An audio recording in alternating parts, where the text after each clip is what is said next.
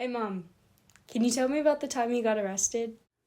Sure, honey. I was 18. I was a freshman at New York University and I joined a bunch of clubs. One of them was PETA, the People for the Ethical Treatment of Animals. They said they were going to do a protest against animal testing for the NYU medical laboratory and the science labs. I remember back then my dad had always said, stand up for whatever cause you want, protest in any way you feel you need to, but if you end up getting in trouble for it, don't call me because it's a learning experience. And the next thing I know, somebody was actually throwing a chair through a glass door. I had been given a set of handcuffs. I was supposed to go into the lab and handcuff myself to a cage. And then there were a whole bunch of other students outside the building that were protesting. The police got there and they rounded all of us up. For some reason, the handcuff key didn't work. So they actually took me, the cage, and the cat, and they put us all in a van. The fire department had to cut my handcuffs off, and the ASPCA took the cat. They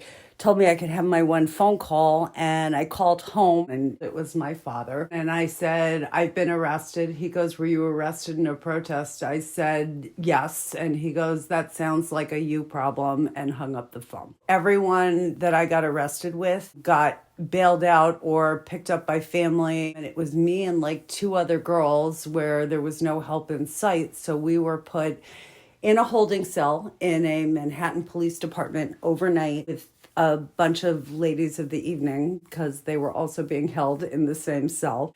And I guess our protests got the university a lot of really negative publicity about what they were doing to animals because the next day, around 10 o'clock in the morning, they came and they said the university had chosen not to press any charges and that I was being released. And so they let me go. I don't have a record, but I still have the trauma. How's that?